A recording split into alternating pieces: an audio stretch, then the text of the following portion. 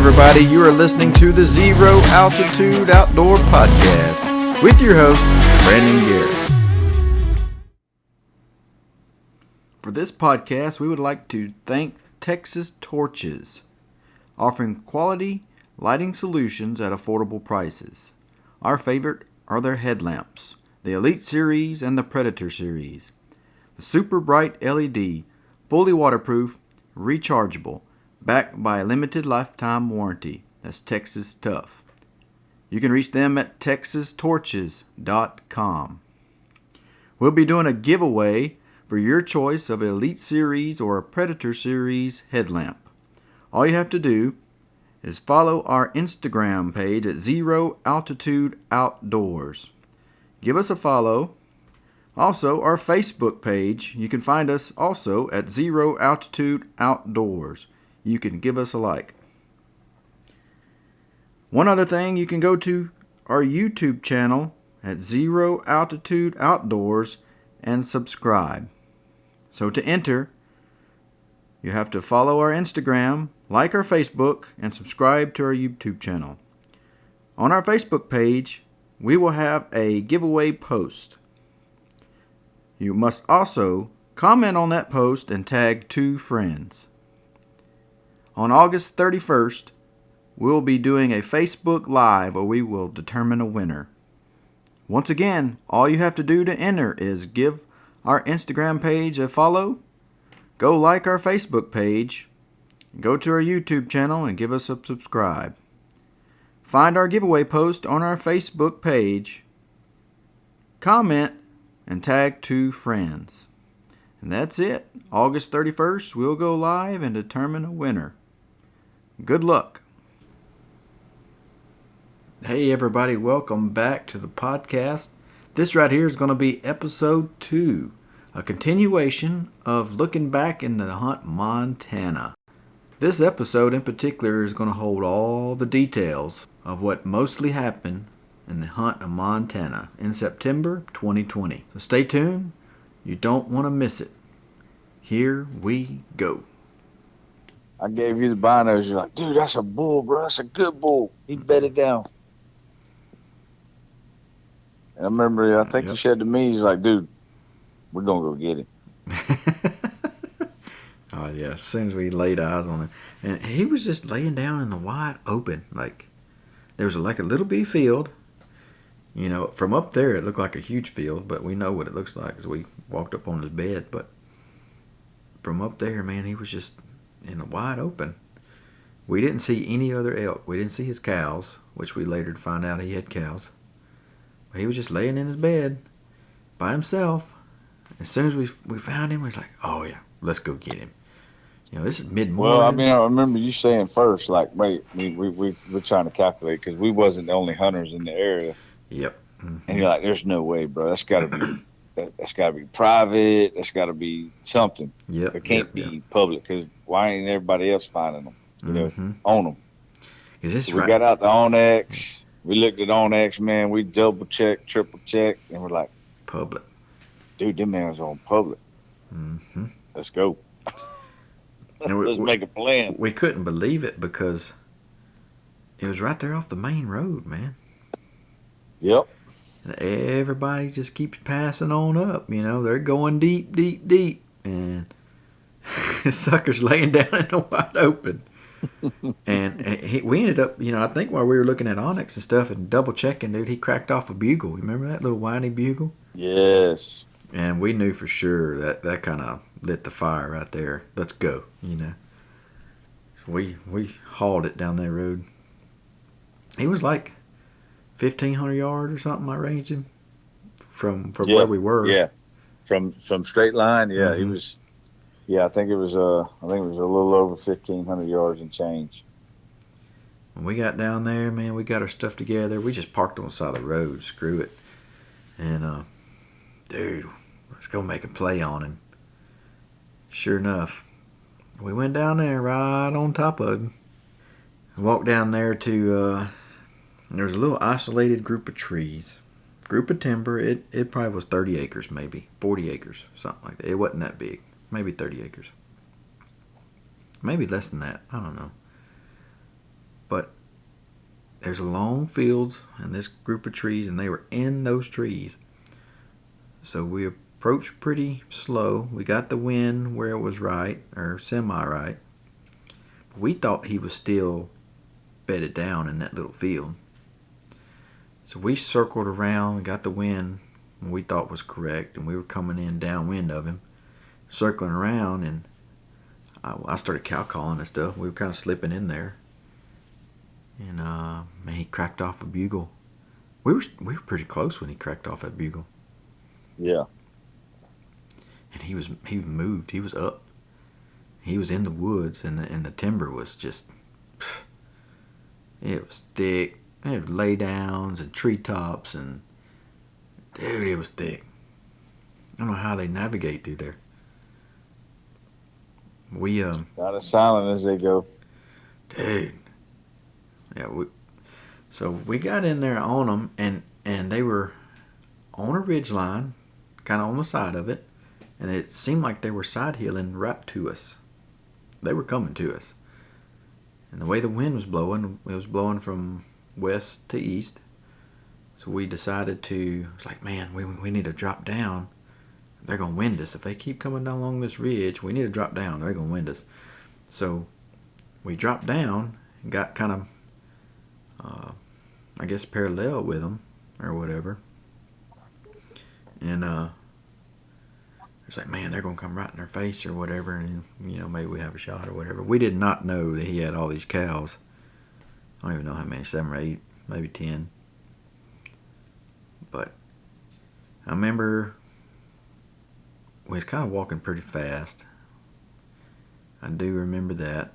We should have been slipping. And I don't know if we made the right choice to drop down, because the way those elk turned, we later found out and seen, they turned and went right into the wind right across the opening. So I mean, we could have sat right there and possibly could have had a shot. We were just so fired up. We wanted to get him. And yeah, and I mean, he had answered us a few times, so we were kind of hopeful that he'd keep talking. And he was kind of fired up. Especially him cracking off in his bed, and then the several times he did in the timber, and he was making his way to us. Oh, dude, we thought it was game over. But it was game over for us. For us, yeah. That daggum lead cow. They busted us. And I didn't even see them then, other than I seen their butts when they left away. But I mean, when you play back the video, you can see you can tell the cow, she's freaking busted us. Yep. In that timber, man, it's just so hard, and they move so slow, and they blend in, and man, we were moving too fast. We should have slowed down, I think. That's one thing that we did wrong, for sure. Right. Did we make the right decision to drop down where we did? I don't know. That's just a game of chance. But at the time, with the wind and the direction that they were going, I thought that was the correct move. Yeah, I thought it was too, just because, I mean, had they stayed where we thought they were going, we would have been money. Oh, yeah, for sure. We didn't know it was that thick either. Yeah. Well, we got our eyes open day after day of hunting that area of just exactly how massive that area was. Oh yeah, for sure. But yeah, we were moving too quick and being too loud. We stepped on a couple trees and got tripped on a little limb or something right there. And we were moving a little bit too fast, and that's a mistake. That cow busted us. By the time I seen her, she seen me. You were ahead of me. I was like, whoa. We sat down, and it was too late. the bull was actually still bugling in the background. And you can hear him, bro. He was tearing stuff up. I don't know if he was raking or just trying to get through the freaking underbrush. I have no idea, but you can hear him. Now, I actually did see his legs, and I could tell it was him because he was much bigger, and he was just standing there, man. After the cow busted us, right? After all the cows locked up, and they were staring at us down, and he got through his little screaming session, he just froze. He did not move after that. At that point, he was probably, what, about 80 yards from us? Yeah, he was, 70 or 80. And he was just locked up. I couldn't see his face. I couldn't see his upper body. But he knew his cows was looking at something. He knew something was wrong then. And he just froze. And when he froze, the cows started leaving. And when they left, they kind of picked up speed and went across that opening. And dude, he got out of there. He slipped on out of there. I never seen him leave. He slipped right on away. Even at that point, I don't think they smelled us. No, the wind was still right. But yeah, she or them or whatever, they definitely knew something wasn't. Yeah, they seen something. It was still too thick. I don't think they could legit pick us off. But they know they seen something moving through there. That wasn't normal. No, they went right into the wind and right across that little field into another patch of trees. We ended up, we kind of slipped away. Kind of slipped away through there. And there's some talking back there. We kind of slipped away through there. And we crossed that little opening. I mean, we were still on alert. When we got to almost the other side of that opening, man, they took off. We seen them. It was like, whoa. We seen the little cows. Or we seen the big cows and then the little calves. And we just knew, man. There was a little lane right there. I say, man, get ready, dude. We just knew he was going to be the last one to step through there. He never did. No, he was a little wiser that day. Yeah, we made him a little bit smarter after that. But we didn't know it, but we slipped around this group of trees. We was going to try to catch them, but we can hear them popping sticks and moving through, I heard elk. They ain't too quiet.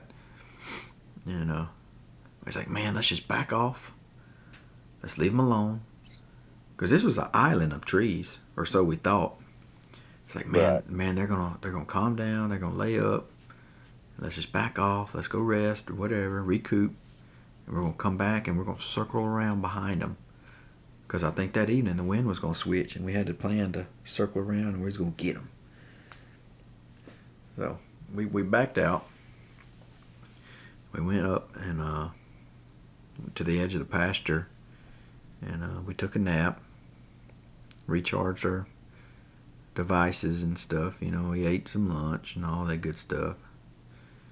But when we woke up, we were kind of getting our pack and stuff together, and we had a plan. We were going to circle around. And I made it about 20 yards in the pasture, and Shelby had just said, man, we've been laying here and wide open, and we was kind of on the edge of a bank, and I said, man, what if an elk just walked up here? Dude, I didn't make it 20 yards. And Shelby was still kind of behind me, throwing his pack on or something. And I'm telling you, a giant, dude. When I say a giant, yeah, it was a big one. I mean, not just not just his horns. I'm talking about his dude. He looked like a horse. He was bigger than a horse. He was just. I can remember his muscles. I know he was a clean 6. And dude, they always look bigger. When they running away from you. But dude, he was a giant. He was right there, fists across in the wide open. Yeah, man. I mean, right there by where we were freaking camping, I remember you saying, "Man, there's a giant, bro." There's a giant. I was like, "God, no, I just said that. Yep. What if?" Sure enough, man, it happened. But we was like, crap, where'd he go? Right. Because where he come from, dude, it didn't make any sense. Why he would even be there? I mean, Right. really. I mean, now that we learned the area, so it's like, why are you even here? There's like nothing. I don't know. It ain't a normal route that you would think an elk would take. I don't know. Just the layout of the land, it just didn't seem right. I don't know. Only thing I can think of is that he was close by, and he heard all the bugling and all the cow calling and all the stuff going on. He knew, dude, that's a sanctuary, bro. Yeah. We know that's a sanctuary. Everybody passes it up. Isolated group of timber. Nobody goes there, and you could tell. And he was going to cross that pasture and go over there with all the rest of them. And anyway. Yeah, because that area is just I mean, even from on high, you can't. You don't even get a third of what that area really is like. Oh no. And when we dove off in there, and I don't even think. I mean, we dove off a good ways, but there was still a lot that we could have explored had we have found it sooner. Oh shoot, yeah, man, it was beautiful. There was aspens, dark timber, there's beautiful pastures, water. Man, there was all kind of stuff in that area. Mm-hmm. And we didn't. And from on high, I mean, at the highest point, you couldn't tell. No. Mm-mm. Nope. But we knew we were in a good area because that evening, right after we spooked that bull, we walked on her down around, and little did we know that there was an escape area. It was a little bitty stretch of trees and brush. They went out the back. And you could tell they all went out the back. They circled around and they bailed off. You can tell that was one of their escape routes. Here we are sneaking in. Takes us an hour to move 100 yards. We're all quiet, taking our packs off. Yep. Make it over there, and they're gone. But once we got in there in that field, man, it just looked like. You ever seen a field with like hogs where they just root up the whole place? That's what it looked like. I've never seen nothing like that ever. Yeah, that that was beat down to say. I mean, that's an understatement. Yeah. Yep. We found that and was like, oh my gosh, man, this is just wild. That wasn't just every occasional use. That was daily. Oh, multiple daily. times. Oh yeah, daily. Yep. We ended up finding. We kind of recognized the tree. There was one big tree in the middle of that open. When we were glassing that bull laying down, we was like, "Hey, ain't that the tree?" He's like, "Yeah." We got over there and we found the area, and sure enough, man, big old dirt bed, pee all in it. You could see where he raked his horns and was like, throwing it all over himself, and dude, that's crazy, man. No doubt. So, needless to say, we did not leave. We didn't want to go chase these elk and just push them away. It's like, man, they're right here. You can tell they're coming in here every day. So let's just stay here till dark and see if they come back right at dark. We don't want to keep pushing them.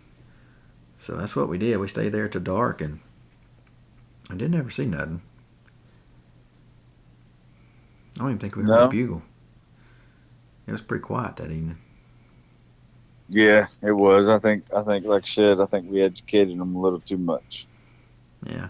I don't, obviously it wasn't too bad, but that day, for sure, yeah, we made them a little bit smarter. We definitely did spook them and push them a little bit because they escaped, but now we know where they went, and yeah.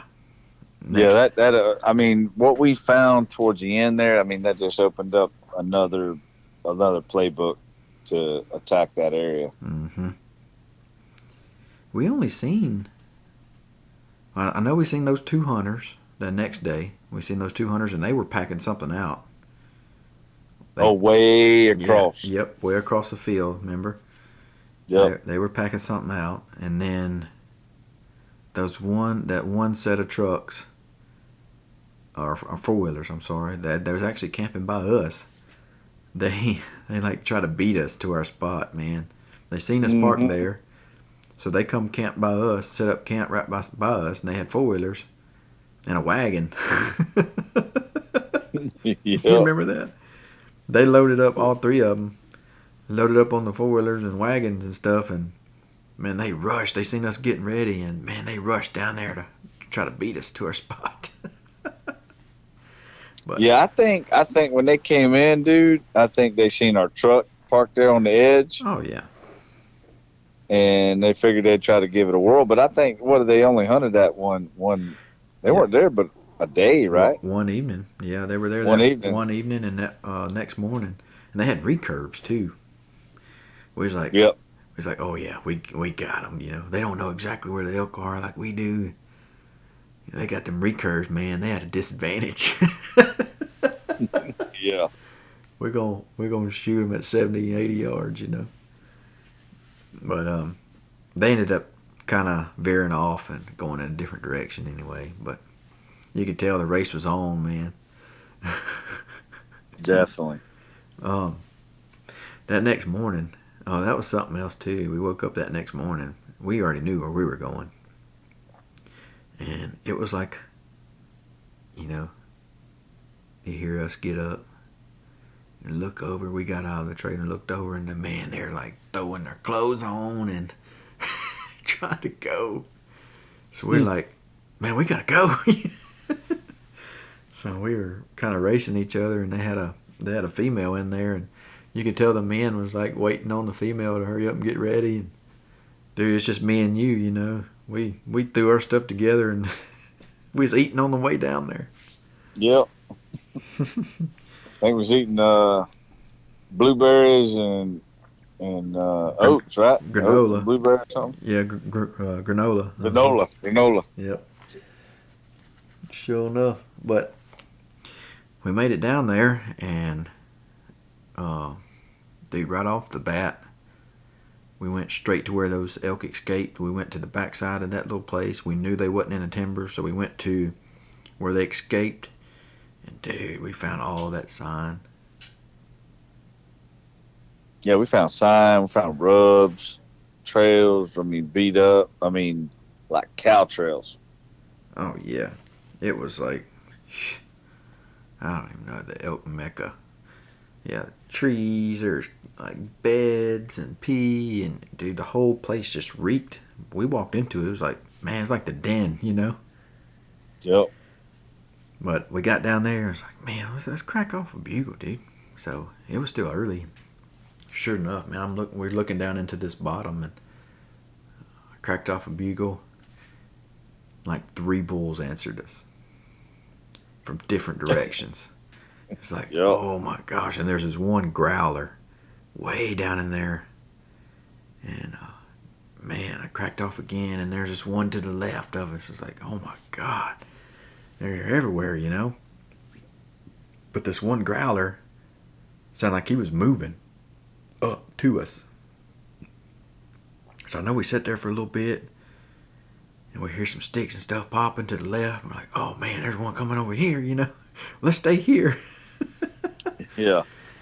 So we ended up. I mean, I don't even know what that was over there. It wasn't no elk to our left. That one growler was coming up the ridge. I was like, dude, we gotta go. So we ended up making a play on him because he was coming. He was moving up.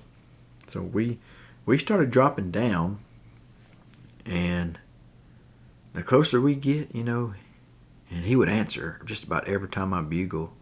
He would answer back, and we started moving like at a 45 to the side of him to try to get the wind right, you know, because that morning, you know, going down, the thermals was going down right to him. Right. We started like moving to the side, and Dude, he stopped in one little area. I know you were kind of straight in line with him. I was kind of to the side of him. We were like a couple 100 yards apart, I think, right? Something like that. 100 yards, 120. We were far apart, but I was calling back and forth, dude. He was screaming. I'd scream, he'd scream. It was just like back and forth, and then he started raking this tree. Just tearing it up. Why, every time he'd tear it up, dude, I'd move forward. He'd tear it up again and, not be paying attention. I'd move forward. I got him with like 30 or 40 yards of him. It was just so thick in this dark timber and laydowns that I could... Yeah, you couldn't even see him. No, yeah, I could make out an animal, but I couldn't see him good enough, I couldn't tell how big he was, like nothing. I just knew that he was sitting there tearing his tree to pieces. So I'd cow call, man. I tried cow calling. I was bugling. I'd challenge him. I did everything I could, and he was just like tearing that tree up, hanging up right there. Every time you would challenge him, bro, he'd rake harder. Yeah, he was mad. So we were there for, I don't know, 20 or 30 minutes. It seemed like. I don't know how long it was, but felt like a long time. Mm-hmm. I was like, man, I can't move any closer because it's, number one, it's too thick. Lay downs, it was way too thick. And two, he was on the end of a ridge on a point, and there's no way around to get to him without getting the wind wrong. I was just kind of stuck. So I was like, man, I'm going to try to rake too. That's the only thing I didn't do. And he was still over there tearing that tree up, and I think I grabbed a stick or something, and I started raking and popping sticks, and dude, he shut up after that. Crazy. Yeah, he eased on. I don't know what his deal was, but he eased on out of there because his raking stopped. Yeah, he immediately stopped, and I can hear him kind of leaving, going back down, like right where he come from. And he's like, man, we kind of sat there for a minute, and we couldn't really see, but we could tell something happened. And that was it. So we kind of eased down. We crawled over logs and everything else. We made our way down there. We got to that point, and sure enough, dude, we could see right where he was standing, where he was raking. He was tearing up the dirt. Like, there's pee all over the place. You could just smell him. But he was long gone. We was kind of sitting there on that point for a minute, and I know you'd went kind of one direction, just kind of easing around and listening and stuff. And man, I was kind of sitting there, and man, I kept hearing some. It sounded like the raking again. Sticks popping, and it sounded just like the raking. I was like, "What? Is that him?" I don't know if you could ever hear it from where you were at. I never did. I kind of went back and circled around to where we kind of started, and I didn't hear any more, so I just kind of hunkered down right there, and I remember kept thinking, man, this is like, if a grizzly was going to eat me, this is where it'd be. Oh yeah, you talking about one of those areas, yeah, that'll make you just give that bad, feeling. Like we didn't even need to be in there. There's grizzly bears everywhere. Yeah, that was the place. Yeah, and I just remember like, oh man, and here's the time we separate. Yeah. This is the spot we separate on. Yeah. I think it'd be a great tactic for a grizzly bear to attack animals or prey or whatever. Well, all those laydowns, man, because you can't escape. You can't run. Mm-mm. No. Only hope you got is to crawl under trees. Yeah, you can't get away from them. But and trust me, that stuff was running through our minds. But I kept hearing this stuff breaking, man. I was like, man, that's that bull again. He's over here mad, raking again. So I'd cow call. He would not answer. I just kept hearing breaking. It's like, man. So I'd get a little closer. I'd drop down. I'd drop down the ridge. I'd cow call again. He'd keep on making the noise. And it was just like getting louder. And I was like, dang. But it was like in one general area, I couldn't see. It was just too thick. And there was this creek at the bottom. We're at the base of this thing, the bottom of this thing. And just the laydowns was just gnarly. It's nasty, man. It's really bad. And I couldn't see, so I kind of side-hilled around. And, man, I just couldn't see where it's coming from. I was like, dude, I was thinking to myself, this is not a place for an elk to be. Why is he in here, Right. It didn't dawn on me until it was too late that it wasn't an elk, Even though we had the fear of the bears and everything else, I still had the bull on my mind. I did not even think about it. But I got closer and closer, and I was cow calling, and I never did bugle. I don't know why I didn't try to bugle, but I kept cow calling, and I never got a response. It never went away, and the thermals were still going down. I was above this thing, so my scent was carrying right to it. I mean, I was within 100 yards of it, and my scent was going down right to it. I was like, all right, if this is an elk, this sucker's supposed to bust out of here. And, oh no, it just kept on just making all kind of noise. So I was like, okay, I'm supposed to see what the heck this is. So I just dropped down a little bit, and I actually laid down back on the ridge, and I kind of looked under some limbs and some brush. And oh man, there it was. Grizzly bear. This sucker was making all this noise. He was walking logs. He or she, whatever it was, I don't know. But it was walking these these big logs. And these the laydowns was kind of stuck. You know how they fall and they kind of get stuck in another tree?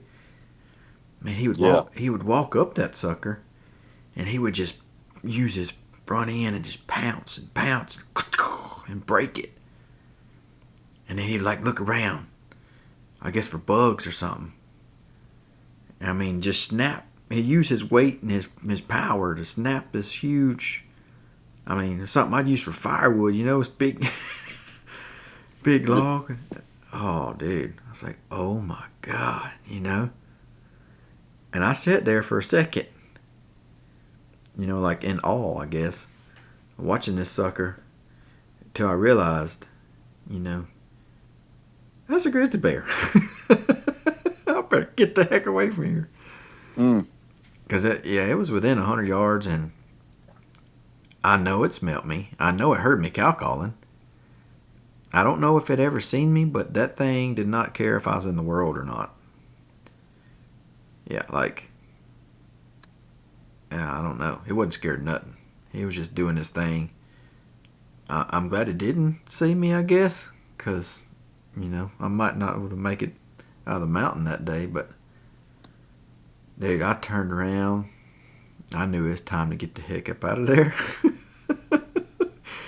I ran up that mountain. I don't know how fast I ran up that mountain, but I was running up trees and jumping over logs, and I think I crawled up the dang rocks like a cat, man. I hurt my leg. Dude, I think I scared you too, didn't I? Oh man, I heard you bailing off through there, and I didn't know what it was. I didn't know it was you first, and then you come bailing around there, and I seen your face. I'm like, what is it, man? I didn't know if you shot the elk or. And he's like, no, man, it's a grizzly bear. I was like, oh my God, is he chasing you? I don't think so. I was like, oh shoot. I hope not. Getting so, up man, out we of gotta here. get out of here. Yeah. Oh man. That was a place for a grizzly bee. We moved up out of there. We ended up going way up the mountain. Closer to where. Yeah, we did. And I think that's where we made a pact that we ain't gonna have to split up again. Yeah, no splitting up, man. No. That's a bad idea. That's a bad idea. Horrible idea. But yeah, I think you done drew your bear spray on me, and yeah, I was supposed to get sprayed, and then grizzly bear behind me. Oh yeah, man, I was ready, dude. Oh, I was dude. sitting on the trail just by myself with that grizzly spray out. I'm like, man, it's gonna happen. It's gonna happen quick. I'm gonna be ready. Yeah. But yeah, we made it up there to almost to where we started and first found the elk, and we kind of sit there to almost dark, and I mean that's the evening. I think we seen the two hunters coming out on our way back out. Yeah. And we kind of glassed across the ridge there, and when we got out to the truck or got back up to the truck, it was good daylight still. It was still early. That's when the game warden was at the truck. Yep. Two of them. Two of them. Yep. And man, he was mad at us, right? He come at us like mad. Yeah. Yeah. He was definitely sour. He thought we was at a. Well, that's what he did. He asked us, "Hey, y'all down there at this camp here?" Blah blah blah, and we're like, "No." Yeah, he was. We're up over here. He was pretty mad at some other hunters. Y'all camping on so and so? I was like, no, it ain't us. He's like, boy, I'm just have to go get on somebody else. It was like, wait, what is it? He's like, man, they done left a elk head or whatever leaning up against their camp. Like he was still like bloody, and that all the meat, everything was still like on their camp. And he was mad. He's like, man, these dummies. They don't know they're in the middle of dang grizzly country and this and that. You can't be doing that. And he even told us, he's like, hey, y'all do know you're in the thick of the grizzlies, don't you? He's like, oh, yes, sir. We just seen one. Yeah. I was like, oh, yeah, we know. He's like, yeah, I had hunters attacked right here. We had to get them out of here last year. I was like, oh, shoot. Yeah, so we were definitely right in the middle of them. Yeah, that was definitely a wake-up call. Oh yeah, he didn't even bother, asking us anything else really. He was just needed to go find those other hunters to get that elk away from the camp. And sure enough, we drove by there later, and dude, yeah, that dang elk was literally sitting right outside their front tent door. Yeah, literally. I mean, just walk outside and kick it. You know what I mean? Like, might as well tie it around your neck and run through the forest with it. I mean, yeah. Come on. But anyway, we ended up having a pretty good evening that day. I think we went to town. That's why we come out early. We went to town. Yeah, we went to town. I think we'd already figured out the town closed at 6:00. Yep. Yeah, that's why we went out. We seen that elk on the way out. I sure did. We went to town. I think we was gonna try to get a bite to eat or something, or go to the grocery store. I forgot what we needed, but yeah, the town closed at like 6. Yeah, we was trying to get some groceries, and then we had to end up going to a gas station. Yeah, we got some snacks and some stuff from the gas station. Yeah, and a paper sack. Yeah, that even closed at 6:00. Yeah, everything's closed. But anyway. So that was day 6.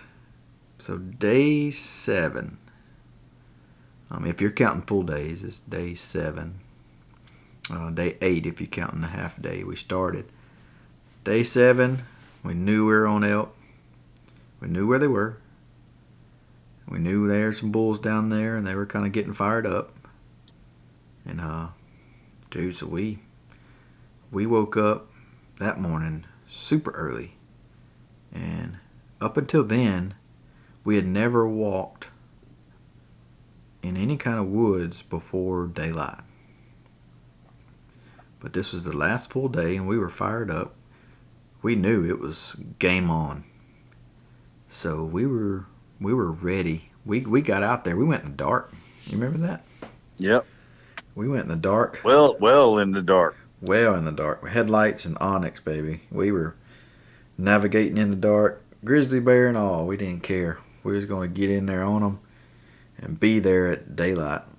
And sure enough, that's what we did. We were down there pretty close. We kind of staged up several hundred yards off from where, all the action was the previous day. And dude, the first bugle, man, I bugled and they lit off.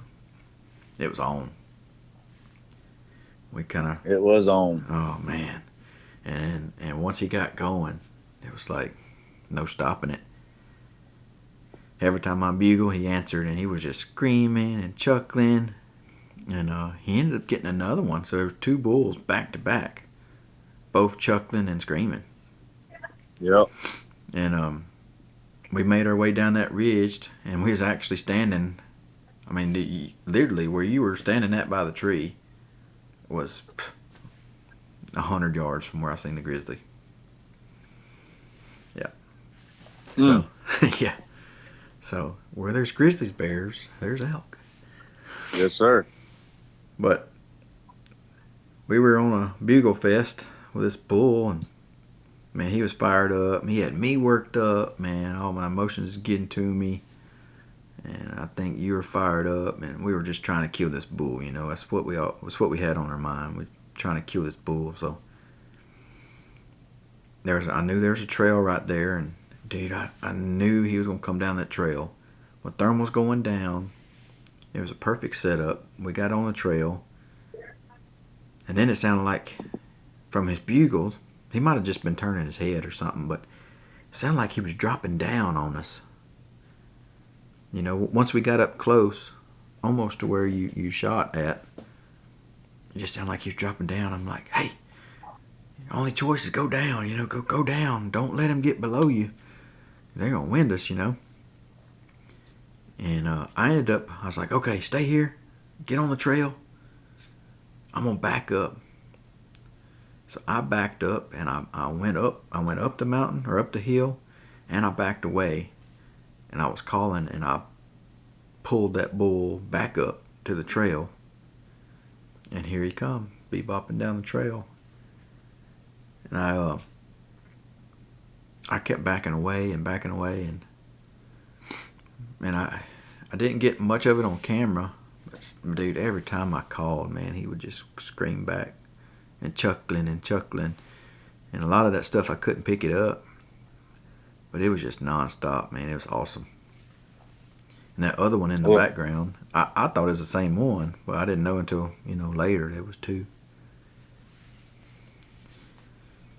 Yeah, well, that bull, from my perspective, I seen him.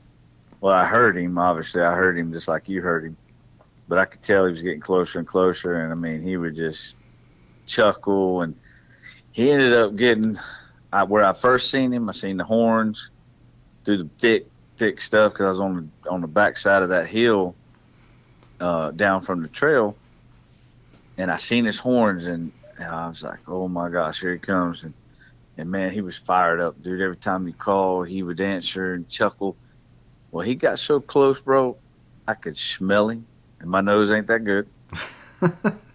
And I could feel when he would chuckle. I mean, that's how close I was to him. And I could see everything.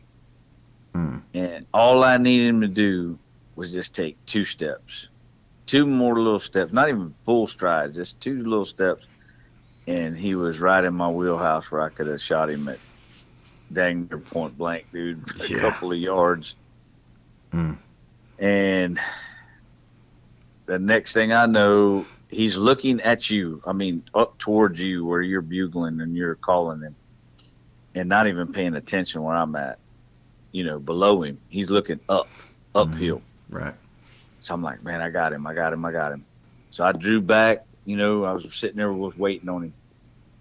And when he got to this edge of this tree, this big tree that was in between me and the opening, the thermals must have changed, but all I remember is that joker looking like I reached up, or somebody reached up and slapped him right in the face. And he wheeled and was gone at least 60 yards, bro, in a blink. in that thick stuff. And I mean, I couldn't believe it. I've never seen an animal that big, move that fast, that far, that quiet. Mm-hmm. And he stopped, maybe, like I said, 60, 70 yards tops. And all I could see was a little patch of his neck. That's all I could see. I could see him turn around looking, and you kept calling. Right. And he stopped on a dime, and I think he even chuckled a couple times and even answered a couple times. And I didn't have a window to shoot. Yeah, that's and I relive that, and I just get as sick as I was that day. So I was confused because, man, we were just calling back and forth, and I pulled him. I could tell he was coming along the trail, and then all of a sudden it got quiet, and I hear, I could tell like he was shot or something just happened. I was like, oh man. I even said something on the camera. I was like, oh yeah, what just happened? Something just happened. It got quiet for a second, and all of a sudden he chuckled again. So I'm like, what? What's going on here? So I started calling back and stuff like that. So I just kept working and working, because I didn't know what's going on. I didn't know if it was the other one. I wasn't sure. I was just confused, And finally, I could tell he turned and he left him there, and he chuckled a few times leaving there, and the other one kind of chuckled and leaving there. I could tell they were gone. I was like, man, I'm gonna go check this guy out, see what happened. And that's why I come down there to you. Sure enough, you had missed or whatever, and we kind of looked for your arrow, and looking for blood, and you were still kind of in shock. Yeah, that was a wing and a prayer shot. When he wheeled, I stepped up on the trail, but it like I said, that was a wing and a prayer at best. And I know I didn't hit him because of as soon as you shoot enough, you know the sound if it hits something. And as soon as I released that arrow and those limbs, I knew. It was just so quick that I heard them limbs. I just knew it was not even a close shot, as it should have been. But hindsight, I look at it, replay it, which I don't want to replay. I should have when I first seen him step on the trail, I should have got up and put myself in that position where he would have stepped across that log. There was a log across there. It would have probably been about a 35-yard shot. I should have been right there waiting. Yep. He'd have never been the wiser, because, like I said, he kept looking up towards you. Yep. Yeah, he didn't have a clue, man. He didn't know what was going on. And I mean, he would, dude. Talking about fired up, that dog. He was ready, dude. He was ready for a fight. Yeah. See, well, looking back, I mean, that was one of those opportunities right there where you never know when to be aggressive and when to kind of lay off a little bit. But that was one of those times right there where being aggressive or being proactive probably would have paid off. And now we look back at everything that happened, and you've replayed it, and you're standing behind that tree. You put yourself behind the tree, kind of hiding away from him, and then it's putting you where you can't shoot until he walks past you. So right. You definitely, that was a hard lesson for you to learn. It sucks. Hard. It sucks, Sometimes it takes lessons like that to learn, and that's. Well, I mean, that just goes to show you, because right when I seen his antlers, I wind checked. I had the wind checker out. I wind checked it, and it was blowing down. I was like, oh, this is perfect. Right. Perfect. The wind's blowing down. He's coming across on the trail. As soon as he goes by, I'm thinking I got a quarter and away shot right through the pump station. Mm-hmm. Yeah, that didn't happen. I was two steps shy. Yep. And like Shelby said, you know, with him on the same level as this bull, sitting on the trail that this bull is coming down, me up high, the bull is looking up high, but never getting off the trail. He's walking down the trail and coming directly, the bull thinks, downwind of me. That's what he was doing. So he's coming down the trail. Shelby is just below the trail, but he's behind the tree. So we're saying Shelby should have probably stepped up on the trail, and there was a lay down, a log right there in the trail that he jumped over 30 yards. And if Shelby would have been pulled back when he first seen him, if he would have just stepped forward, pulled back right there, when the bull jumped the log, it would have been too late. Right. So anyway, should have been a little more aggressive, but yeah, I did accomplish, you know, two things that I always said that, you know, I wanted to do is, while bow hunting an elk, is I wanted to get that close to an elk that I could smell them, and I wanted to, you know, have a bow in my hand while I did it. Mm-hmm. Now, I'd love to have put that arrow through him, mm-hmm. But I did accomplish two of the goals to get extremely close. Like I could have touched him with my bow. I mean, he was probably six, you know, tops 6 yards, 7 yards. Should have pulled your outdoor edge out, man. Just throw it at him. Throw it out there. Should have threw a rock at him in the head. Yeah. Knock him, man. I mean, I did get those two things. Now I gotta close the deal. I gotta sink that arrow right in the wheelhouse there and put one on the ground. So I know what they smell like. I know what they sound like up close. And I mean, he chuckled. He did everything right there in front of me. Mm-hmm. I mean, everything. So, and that only thing left for me to do, bro, is sink an arrow in them. Well, that call in right there, I think that call in right there kind of defied me and who I am. Because that was the best scenario. I mean, if I had a playbook, that's exactly what I'd have down on a playbook of how that's supposed to go. You know what I mean? Oh, dude. I've seen it on plenty of YouTube videos or plenty of hunting shows. Never did I think it was going to play out like that perfect. Mm-hmm. Me either.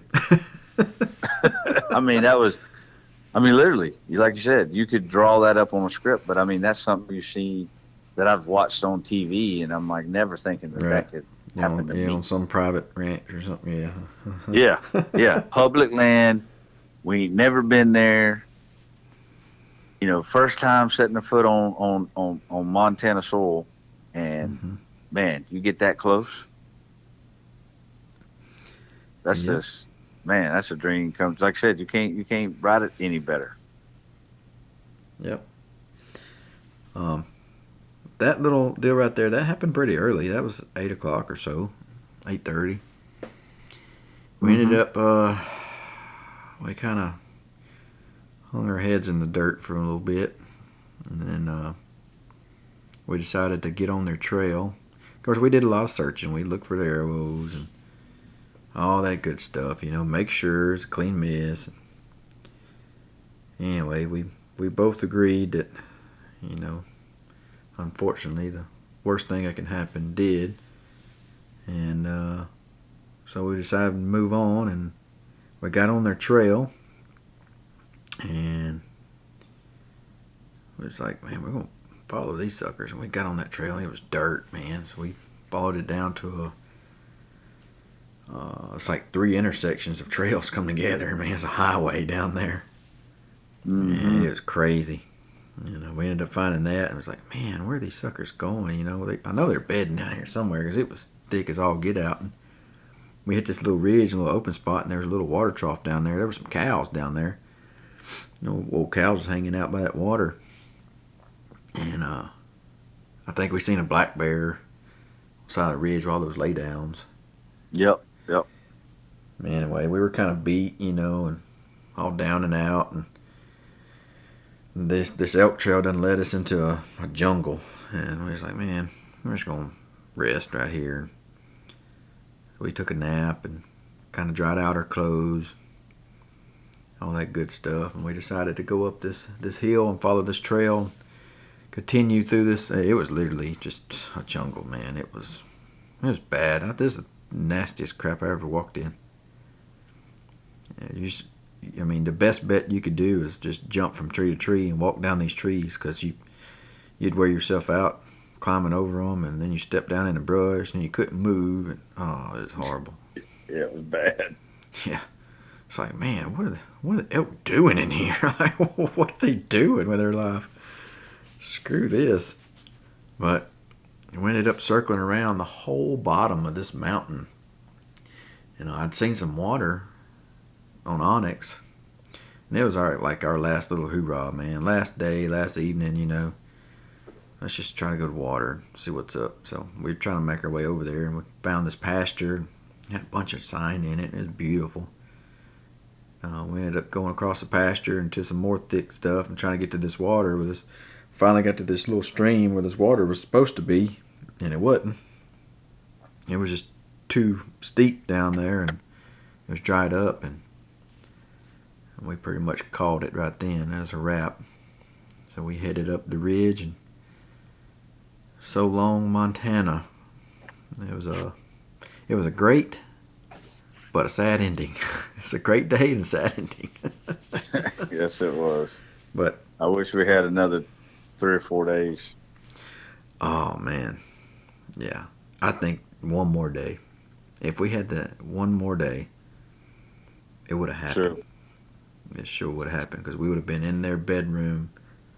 There's just no doubt, man. We just got closer and closer each day and made the right moves and stuff like that, man, until it's going to happen. But looking back, this whole hunt, I know we're almost 2 hours in time here, but looking back, what is our takeaways? What can we tell viewers? What do you think we did right in these little few scenarios? So let's just skip all the way to, let's see. We did right by, I think, canceling the areas that we knew, there's no sign here, boom, move. Even though that's beautiful, I wanted to hunt there longer. We just wrote it off and we moved, right? Yeah. Went and found the other trailheads. Not quite what we were looking for. Too many people, too rugged terrain. Everybody had horses. We couldn't camp there. Boom, wrote it off. Let's move. Moved across the road. New unit. Even though there's people, it kind of, I think by doing that we did something right there, because we just got into more elk and more elk and more elk until we were in bulls. You know what I mean? Yeah, that was definitely a positive takeaway. That even though we had ideas and we had plans, once we laid eyes on it and we gave it a little bit and we realized the percentages weren't in our favor, for us to keep moving like that, I think that was a key to success for sure, because we would have wasted a lot of valuable time trying to hunt unproductive area. Right. And that brings me to this point right here. It's not always the case where you don't leave elk to go find elk. It's not always the case. But in this area, in this situation, that's what we did, and we took that leap of faith, and it paid off. We looked into finding a bull, and then that bull led us into more bulls, and those bulls led us into a whole little sanctuary full of elk down there. Yeah. Yeah, we were seeing bulls even further across the area that come into that big timber, and I don't know what, I think it was three more bulls we saw far away, 1,200, 1,500 yards or so or whatever. But I mean, all of that area was just elk and plenty of elk sign, fresh. So I think we made the right calls and right moves. Don't be afraid to move, man. I think every time me and you's moved, go exploring and go looking, even though it's against of what our plans are and all the research we done. Every time we've done that, we found elk. So don't be afraid. Sir. Don't be afraid to go down that trail, or explore a new area. Don't be afraid to do that. I mean, I'm not saying just go around doing that all the time, but in these situations, I think it don't hurt, to learn the area, learn new country, see new stuff, find elk. Okay, so the first call-in situation where the bull was bedded, we got down there. What can you take away from that call-in situation? Well, I mean, I agree with you. After watching the footage, some of the video footage that we did take, at the time, it didn't feel like I was rushing or we were rushing, or moving too fast. But when you play the video back, you can kind of see, I think we did push in a little too much and a little too hard, a little too fast. I think adrenaline got us, especially seeing a good bull that far away and bedded. So I definitely agree that we should slow down, and I think not only in slowing down, but stay really more in tune to where we thought that elk was at, and continue to check the wind, continue to just sit there and just be more patient, which, man, it's hard to do, ain't it? It is so hard to do. And when you got an elk bugling, at all, either if it's once or twice, and you hear that this was definitely a good bull and you got to see him, man, that's just so hard. I think that kind of makes it worse on a man when you see him. Yeah. If you never know until it's right there, you don't have all that in your mind. But if you see him, then you got so much more to weigh on you, Yeah. So I would say our negative or what we should change is slow down. No matter what, just slow down, because you're not going, I would say, I'm not going to say never, because never is not a good word, but 9 out of 10, I don't think you're going to bum rush an elk. Right. I can agree with that. And that certain situation right there, that call-in situation right there, I think that we did make the right move given the current wind situation and where we thought the elk was and what they were going to do and the way they were going. I think we made the right move to move through the timber the way we did, try to get downwind with them. I would say something we did wrong or something we didn't take into account and that we did mess up on and it got us was we seen a lonely bull down there. We didn't see any cows. Right. We never did take that into account. And that got us, man, because we got down there never even thought about cows. Always thinking about was a screaming bull, and he was lonely because that's all we seen. And we didn't know that he had a whole herd of cows with him that was, smarter than him, Yep. And it never dawned on us, and we got caught slipping, literally. So I would say from that,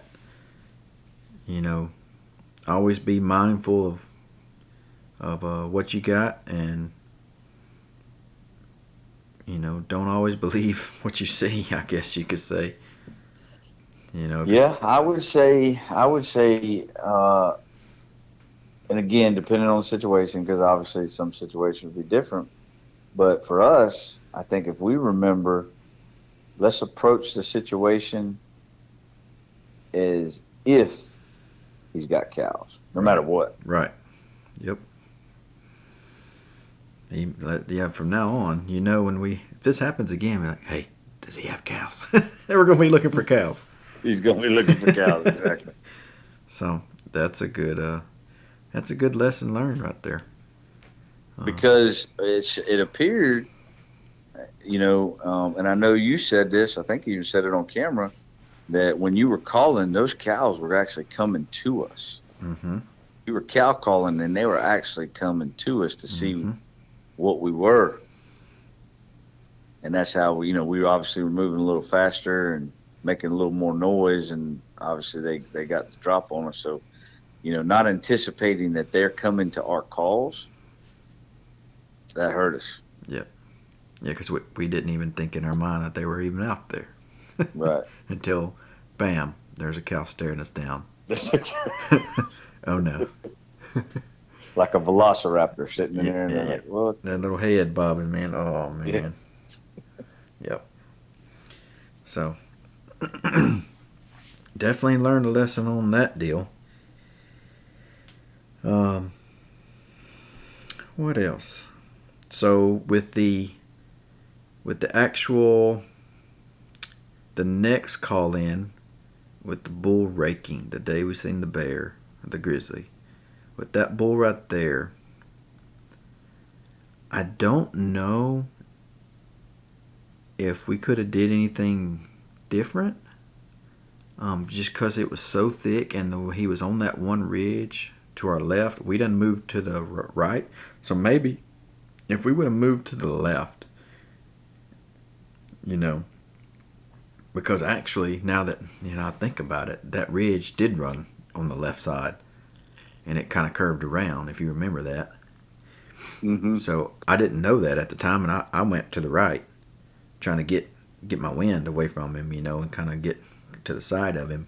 And if he was going to continue to move up like he was, it's going to be game on. But, I know, dude. That's a tough one for me, because honestly, I don't know that I would do anything totally different other than maybe the terrain, understanding what the terrain did. But I tend to lean, and right or wrong, but I tend to, from what I've seen, especially your calling and what you do and how you challenge these bulls, dude. To me, the more aggressive and that you are, the more chances and more opportunities, I think. So I don't know that I would have wanted you to change anything, because to me, the sign and how that bull was raking, and I mean, it seemed like he was raking for 20 minutes. Yeah. Mm-hmm. Just mad, fired up. So to me, the next logical thing is, okay, you're raking, I'm gonna rake. Yeah. Yeah. Again, it didn't work out, but man, I just don't. As far as calling and stuff, I don't know if I could have did anything different, because where he hung up, I couldn't do nothing about it. Right. The only thing that we could have done was position ourselves different. That's what I feel. I feel like I went the wrong way. If I did anything wrong, I think I went the wrong way, because that put me in a position where I couldn't move and he wasn't coming. So if I would have moved left and hit that ridge, I could have possibly slipped my way down that ridge, possibly. Right. and maybe it would have turned out different. But as where he was standing, yeah, he would have seen me coming anyway. So I don't know. That's a tough one. It's a really tough one. That was a predicament there for sure. Yeah. But I mean, honestly, dude, with all the hunts, I mean, to me, and obviously, it's a high risk, high reward type situation. But I think, man, being a little more aggressive with the calls, a little more aggressive with the bull, tends to produce more opportunities than not. Yeah, and it's that, being aggressive and stuff like that. I think that has to do with, how the bull reacts. Right. Like those mornings, I located. When I located, boom, he fired off. Okay, I fire off again, and boom, you could tell in his voice, he's getting mad or whatever. You could tell that emotion change, and that right there kind of tells me how aggressive or not aggressive to be. Right. You know what I mean? Right. So I just kind of go off of how they are reacting. If they're kind of timid, then I don't want to come out aggressive. We might have to come in silent. You know what I mean? Mm-hmm. So yeah, I don't know on that particular bull. Maybe position ourselves different. I think that's the only thing we could have done. So what about the call in and the shot? Well, obviously the call in, you couldn't have got any perfect more. But yeah. I mean that was perfect. There was no room for improvement on that one, in my opinion, just because you drew that bull perfectly, had his attention away from anything that was close to him, and again, he, as far as he knew, he was coming downwind of you. Right. So that was ideal. I mean, I wouldn't change a thing on the shot opportunity.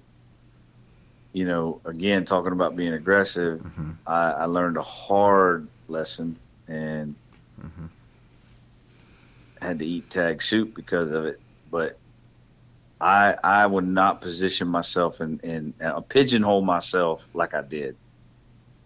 And I would next time understand that, when you see the elk and his focus is up from you and not even on you, mm-hmm. or, anywhere on that trail or a little below, is to get in position where I can take that, again, 30, 35 yard shot, 40 yard shot. Right. Make it happen. Mm-hmm. Make it happen versus sitting there waiting on him to walk on top of you. Yeah. Yeah. Gotcha. No, never do that again. Yep. Yeah. Never. That's a tough lesson in that particular situation. The only thing I say about that is from a filming aspect of me and you being separated and the caller having to push back and push away, and I was running the camera. So that led to you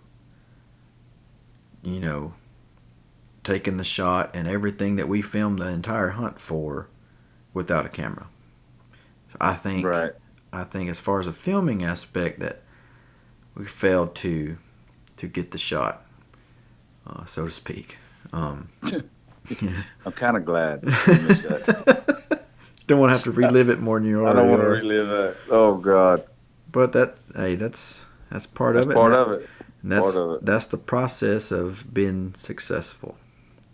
But as far as the filming aspect, which we want to get everything on camera, I think I failed at, at least we could have put a GoPro or something on you,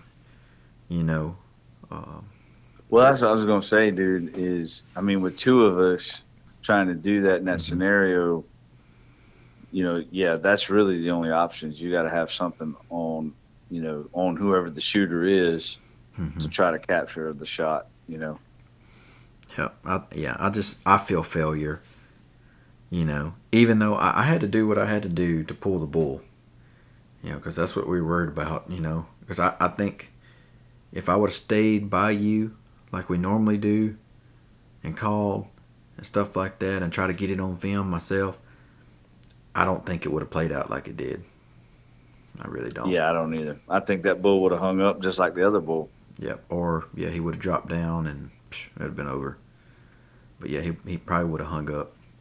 So, that's how I feel. I think I did the right thing, but then again, I took away the camera and I couldn't see you. Me and you couldn't communicate. Like, there's a lot of things that could have happened right there. That I think I went too far away from you, but I had to. I felt like I had to.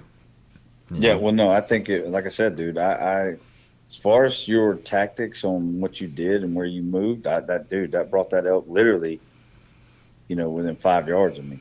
Yeah. Yeah. And probably a little less than 5 yards.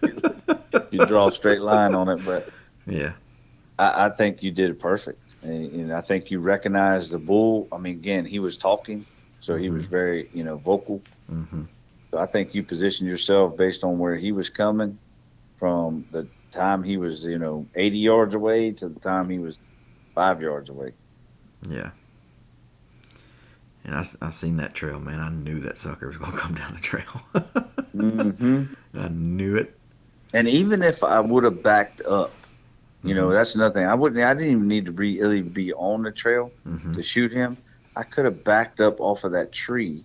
Right. Maybe another 10 yards deeper or more of an angle. And when he crossed that tree, I could have just, yep, right there.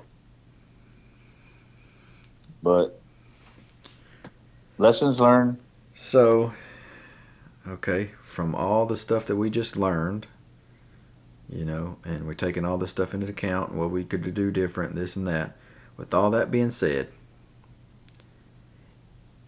if we got the chance to go back, what would we do? I would go straight back to that area. Of course. I would drive the 1.5-hour, 2-hour trek at 2 mile an hour. That'd be the first place I would we hunt go. that. Oh, bro. Dark, brush, dark. Get up in there and be sitting, waiting for them jokers to fire off. Now, was the other place a higher elevation, or was this place a higher elevation? Do you remember? I say other place. I'm referring to where we started at. Yeah. Versus, no, I think this place was higher. Where we, huh? I think this place was higher, correct? It was like 9,000 or 9,500. Yeah, it was 90. Yeah, at least 9,500. Yeah. And the other place. So I was think like the other place was 8 something. Okay. And and reason why I'm saying that is everybody thinks early archery go high. They're in high country, and that ain't necessarily all the case all the time. I've killed 3 bulls in low country. Well, and honestly, dude, think about it. We were at 95, almost 10, and that bull was nowhere near that. That bull was well below. That bull was probably at what, 75? Yep. Because we dropped down we dropped on down in there. Yeah, I think it was like 2,500 feet of elevation that we had to climb in and out of every day in that spot. Yeah. If I remember right.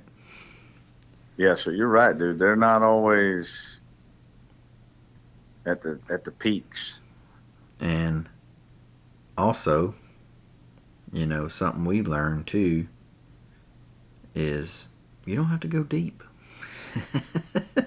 That's true. Not all the time. I mean, ideally, that's the thing to do. In certain situations, in certain areas, you have to. You don't have a choice. But we were able to find this little pocket of elk, and that's exactly what it was. It was just a little pocket right off a busy road. I mean, it was like an interstate down this dirt road. And Yeah, well, still boggles my mind that that we were the only, couple of hunters that actually seen what was going on down in there. Mm-hmm. And I hope we And maybe it's, dude, honestly, you think about the deeper we went in there, we just kept saying, this is grizzly, man. This is grizzly. This is uneasy. We started getting a little nervous. Yeah. That So might have maybe been that's why. Maybe we were just crazy. Yeah, we're just crazy not from Montana, and we don't know any better. So we're just high on elk. Yeah, I do think that is a deterrent, but there were still plenty of people coming and going.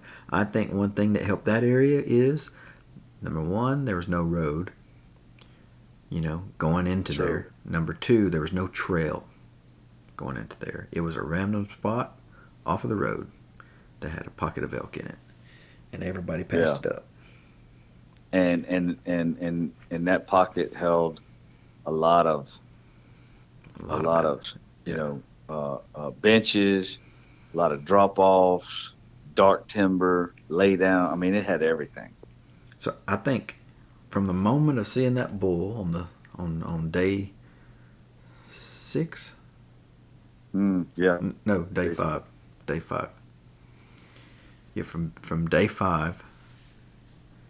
From the moment of seeing that bull, and all the cows, and then we ended up glassing up that ridge across the way. It was like 6 or 7 cows, and then that one 5x5. You remember that?